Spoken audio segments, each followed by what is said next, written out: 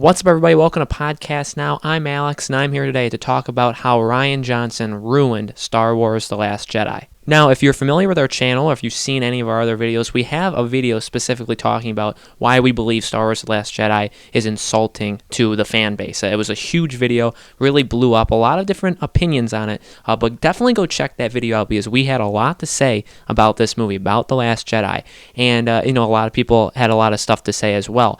So I'm going to repeat a few of the things we talked about in that video, but the goal here is really to talk about Rian Johnson, why I think he was way in over his head, and why I think he just did a terrible job with the movie. Again, there's no surprise in that Tyler and I did not like this film. We thought the decision making was terrible. Every major decision was awful. A lot of this movie feels forced, and a lot of it just flat out doesn't work. So I'm going to talk about a lot of those aspects and how they relate to Rian Johnson, the director of Star Wars The Last Jedi. Now, let me first defend when I say Rian Johnson is in way over his head. I don't know why he got the rights and the ability to write and make this movie. It makes absolutely no sense whatsoever. He's not a big name. He's not. He made Looper, and he made 3 episodes of Breaking Bad. That's about as much as he has to his credit. J.J. Abrams at least had something to his name where you know who he is, you know what he's done. Rian Johnson, what has he even done? Now, I'm not going to criticize his past. I don't want to criticize his character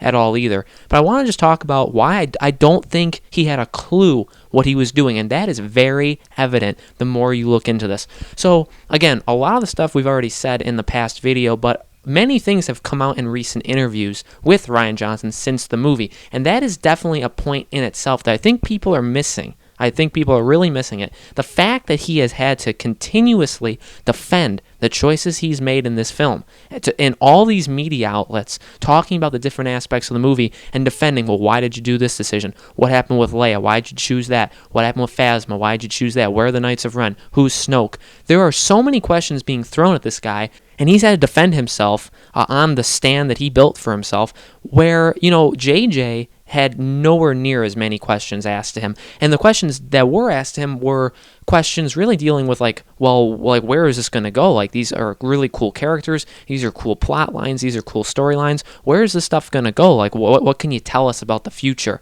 With Rian Johnson, it's mainly, why did you do this? Why did you do that? Why did you make this choice? And you can say, well, you're real Star Wars fans, or you're not a real Star Wars fan if you don't like the movie. I'm a real Star Wars fan. I'm not a hater. Tyler is not a hater. We love Star Wars. We want it to be really, really good. It's not good in its current state. He royally messed up, and I wanted to talk about that. I'm not a Star Wars hater. But the fact that he's had to defend himself time and time again is enough of a point just right there to say people are wondering, what the hell did this guy do? And really, I think he was in way over his head. He had so much thrown at him and so much he had to do, but here's the thing. He's not only the director, he's the writer. He could have made the story any way he wanted to. So when I continuously see in interviews him kind of defending his actions by being like, well, man, we had quite a big story and, we had to fit all these Let's talk about Phasma first. Why was Phasma in it so little and such a garbage character yet again? Well, Rian Johnson said that there was just too much in the movie. He felt there was too much there. There was so many characters and so many plot points they had to get through. Phasma was connected to Finn. She was going to give Finn something to do. They obviously thought putting Finn on the casino world with Rose, which was universally hated by most Star Wars fans, was a better decision than to give him something to do on Snoke's ship with Phasma. But that was his call. That's what he said. I think that's a complete joke. He wrote the movie. He directed the movie. If you wanted to give Phasma a bigger role, you could have, but you chose not to for some reason. Then you have the nerve to call Phasma the Kenny of the Star Wars franchise. Now, for those who don't know that reference, Kenny routinely dies in South Park episodes and just keeps coming back. Is this a joke to Rian Johnson? Is Star Wars a joke? And again, I don't want to sound like I'm in this full-on rant mode, but it's not a joke. This is a Star Wars movie. This is a movie that has seriousness in it. Luke is a serious character. Rey is a serious character. Kylo Ren, Ben Solo, is a serious character. And he's comparing Phasma to Kenny in that she can just die and come back next episode and, that's just the kind of character she is. No. You insulted us in episode 7, JJ, this is on JJ, by introducing a pretty cool looking character, a Boba Fett-like character that looks cool and talks cool and looks like they could do cool things but really never does.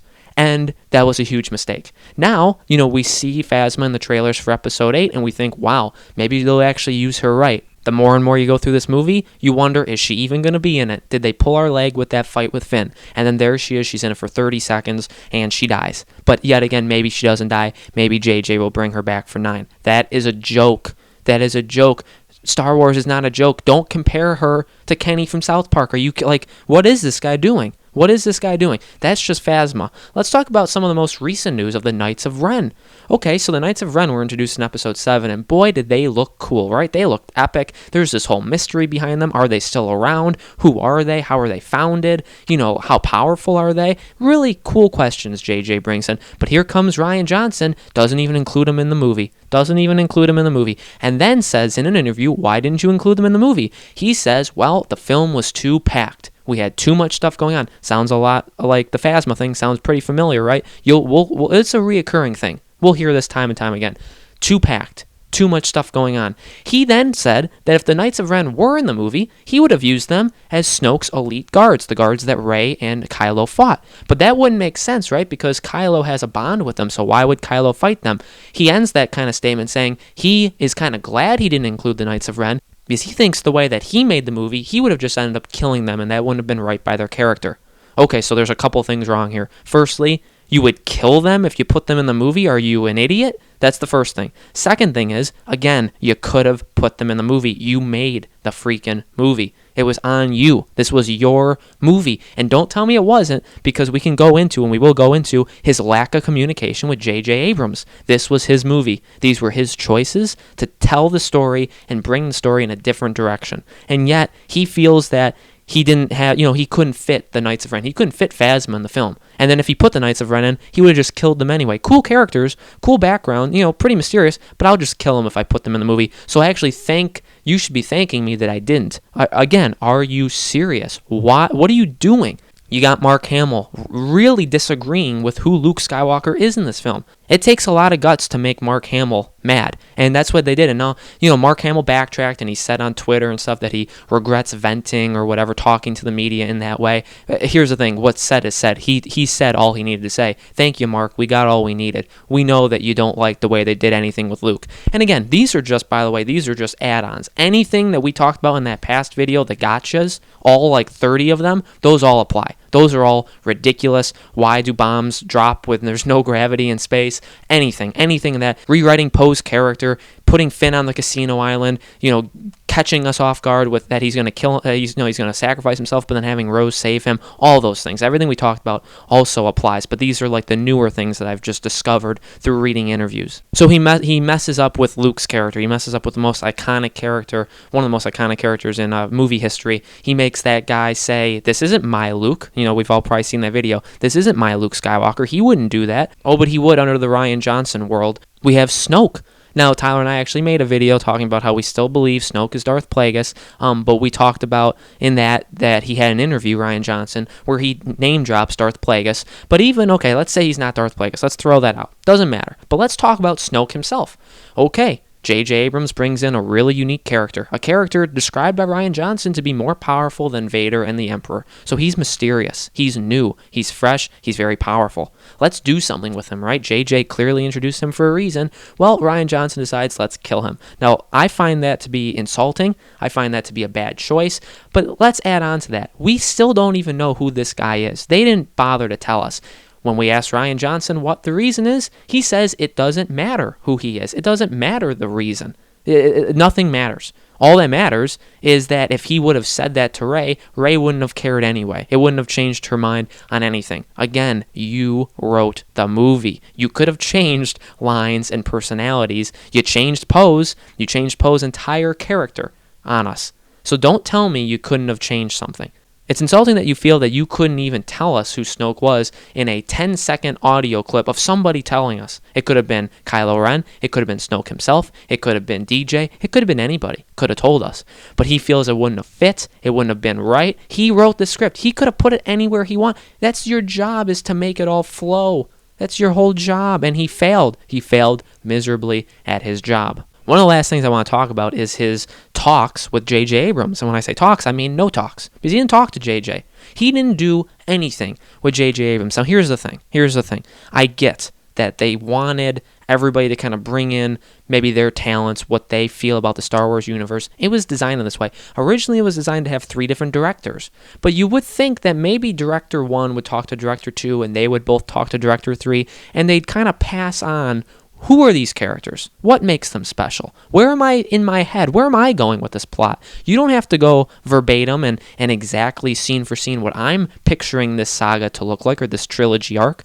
But here's where I'm going with it, right? JJ had somewhere he was going with Snoke. He had somewhere he was going with the Knights of Ren. He had somewhere he was going with Rey, which we're going to talk about kind of to end things off. He had plans with all of these characters.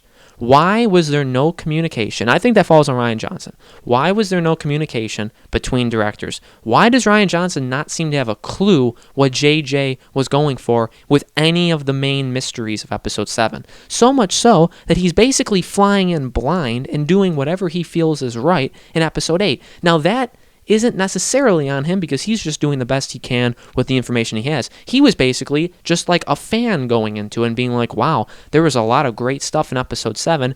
I'm just going to build from that. I'm going to interpret it the way I think it was, and I'm just going to keep going on from what I've already seen.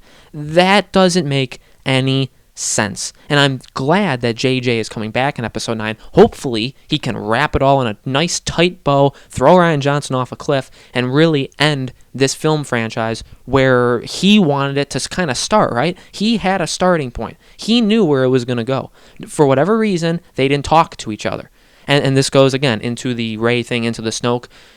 So let's talk about Rey. Rey is a nobody. One of the biggest things that came out after Episode 8 was, is Rey actually still a nobody? And they had interviews with Rian Johnson. And this is probably the most infuriating thing of anything Rian Johnson has said, although he said quite a lot of stupid things that prove that he really shouldn't have directed this movie, way in over his head, way under-experienced, and just downright shouldn't be doing this, was that was his interpretation of Rey. JJ never told him who Rey was, and he never got any indication of who Rey was. He just kind of went off what he felt. In that scene, that is Kylo telling Rey who he believes is her parents. And Rey kind of always maybe thinking that they're nobodies, but not actually having a full grasp on who they are, but also kind of being like stuck in that moment, believes him. But they're not actually nobodies. In fact, Rian Johnson says they're not nobodies. They could be somebody. He says JJ could solve it, could finish it in Episode 9. He could still say who her parents are. That is a royal insult. That is insulting, just like in the last video, to us. You don't know who her parents are. Okay, I guess that's cool. That's fine. Firstly, do you not have a cell phone? Can you not talk to JJ? And here's the thing. If you were going to not go by anything he said anyway, why are you just messing up everything he's ever created? You might as well go along with a little bit of what he had already started. And, it's a little over-exaggeration. Don't come at me and say, well, Alex, he did go along with, it's the same characters and same movie stuff. Yeah, I get it. Okay, I get it. But what I'm saying is he could have called JJ and said, hey, where are you going with Rey? Maybe we don't have to show who her parents are in this movie. I'll let you do that in 9. But let me not make it so confusing that people now not have a single clue what's going on. Hey, JJ, what were you doing with Snoke? Do you want me to keep him? You probably want me to keep him, right? He's the main villain. He's this big baddie. So much mystery behind him. He looks really cool. He could be Plagueis. He could be somebody else, but he looks really cool. Do you want me to, just keep him around and then you can finish him off in 9? Those are like questions I would think that Rian Johnson should have had with J.J. Abrams. They never happened. Rian Johnson made the executive decision to kill Snoke on the spot. He made the decision to say Rey is a nobody, which, yes, now JJ can come back and say, well, Kylo was just trying to mess with your mind. You're not actually nobody. You're blank's granddaughter. You're this person's daughter. You're formed by the Force, the midichlorians, kind of like Anakin was. He could do whatever he wants. And please, God, let that happen. However, that's not good enough. I guess it's enough to solve the problem, but he shouldn't need to do that. There's no reason why that happened. Rian Johnson shouldn't have allowed that to happen. If you're going to follow most of what JJ did, why not just follow all of it? He can tell you where things are going, and you can still do them in your own way. You can still take a couple liberties. You can still, have a vision in your head and say, well, I like that, but I'm going to do this my way, but I'm going to keep everything you said set in my mind, and I'm going to follow it, especially because you're coming back for 9. Now, he didn't know that at the time, but here's the thing. It just didn't work. This movie, guys, didn't work. Massive mistakes. Massive decision-making mistakes. It seems like this is all a joke to Rian Johnson. He's constantly being asked to defend himself from all of these fan questions. He wouldn't have fan questions if he didn't mess up. And that is what I want to try and get through with you guys. He clearly messed up. He is defending himself every day. He's actually insulting people on Twitter that are just doing constructive criticism. He's getting mad at them and he's going after them. What is he, like a 5-year-old? He's a 44-year-old man. Suck it up, guy. You made a bad movie. You made some terrible decisions. Suck it up. Move on with your life. Here's the thing, websites can defend the fact that, not real Star Wars fans criticize the movie. Are you guys insane? Not real. If you criticize this movie, you're not a real Star Wars fan. What about people that do constructive criticism? What about those like us that just want this film to be as good as it can, and this franchise to be as good as it can, but continues to get bad products? Yes, Episode 7 was great. It was actually really good. Rogue One was phenomenal. But this one is a disaster. It's just as bad as the prequels. 4 out of 9 movies are not good in this franchise, and most of them have come in the recent time. The 3 good ones are the original movies, and then we got, obviously, Rogue One, Episode 7. So it's a little bit lopsided in terms of the bad department. I want this film franchise to be good. So you got critics saying if you attack this movie, you aren't a real fan. Get off your high horse. We're trying to make it better, okay? We're not criticizing it just to criticize it. We want it to be good. We were so disappointed. No, we're not butthurt that our theories didn't come true. No, that's not it. Our fan theories are better than Rian Johnson's fan theories, because his fan theory is The Last Jedi. And boy, is it a disaster.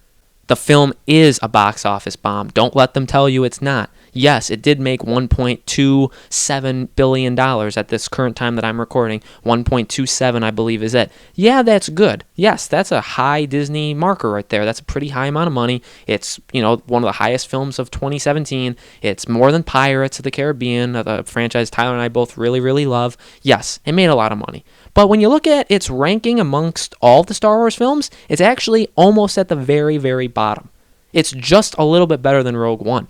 And Rogue One is a spin-off movie. It's clear that our voices have had an impact. People are not going back to see it. The drop, what was it, a 70 to 80% drop or whatever from week 1 to week 2? That is word of mouth. That is what we saw for Batman versus Superman and Suicide Squad. They both did really, really good week 1. Then word got around that they were massive disappointments or just failures, and then nobody went to see it week 2. That's exactly what we got with Star Wars. It broke records for week 1, and since then it's been a downright disappointment. If you look at its money besides week 1, that movie is a massive, massive flop. It got pulled out of China because it underperformed. It flopped in China.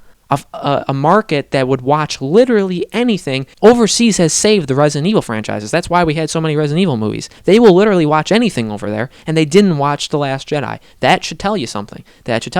Rumor has it that the keys to the new trilogy may be taken away from Rian Johnson. We may have won this. At the end of the day, guys, he is a major disappointment. He should not have been given the ability to make Episode 8. He failed at it. This movie is a disappointment. It's an insult to his fans. He is the architect behind that insult. He made multiple mistakes. He's doing a terrible job at defending himself, and he's going to pay for it, both in the fact that he may not direct the new trilogy and that Star Wars is hurt. Star Wars is bleeding now. What is going to happen to Episode 9? Yeah, it's going to come out. Yeah, it'll make money. But how much money? Are people going to be into it as much? Are people going to be really mad week 1? We'll have to see. Rian Johnson hurt Star Wars. Say what you want about George Lucas, and we've talked about this before in a couple videos. The prequels are terrible. I think the prequels are terrible. That is my opinion. That's a lot of people's opinion. I don't care about other people. That's my opinion. The prequels are terrible. But George Lucas had an idea and a vision behind those 3 prequels. Now, yes, he directed all 3. And we don't have that situation now, but at least he knew where Episode 1, 2, and 3 were going. The execution was terrible. But Rian Johnson was running around like a chicken with his head cut off, not knowing where 8 was going to go, royally messing up JJ's vision, making it very, very hard to tie the bow together in Episode 9, and getting a very large amount of fans of Star Wars very, very upset. That's what Rian Johnson has done. and he should be very, very disappointed in himself for that. And Star Wars is definitely showing. People are upset. People aren't watching the movie. It's not making as much money as it should, as it was promised to, as people thought that it was going to. It's not doing it. This is bad for Star Wars. Thanks, Rian. You messed it up. So let me know in the comments below. I know I talked a lot. I said a lot of things. Let me know in the comments below. What do you think? Did Rian Johnson mess up Star Wars? What's the least favorite thing that he did that you guys think? Let me know. Make sure to subscribe to our YouTube channel, Podcast Now. Like and share the video. Again, we kind of ended our Star Wars community series, but I felt this video needed to be made. Spread it. Please share it. Make it big. Send it to Rian Johnson. I don't care if he responds back and he's negative. That's fine. That would be actually awesome. So get it to him. Spread it out. We will continue to make videos on Star Wars as long as there's things to talk about that we find interesting. And when episode 9 starts filming in June, we will have a lot of content talking about what we're hearing, what we're reading from episode 9. So we'll be doing that. We'll also be covering Solo, a Star Wars story, leading into its release at the end of May. So that's also coming. So thank you guys so much for watching. I'll see you on the next video.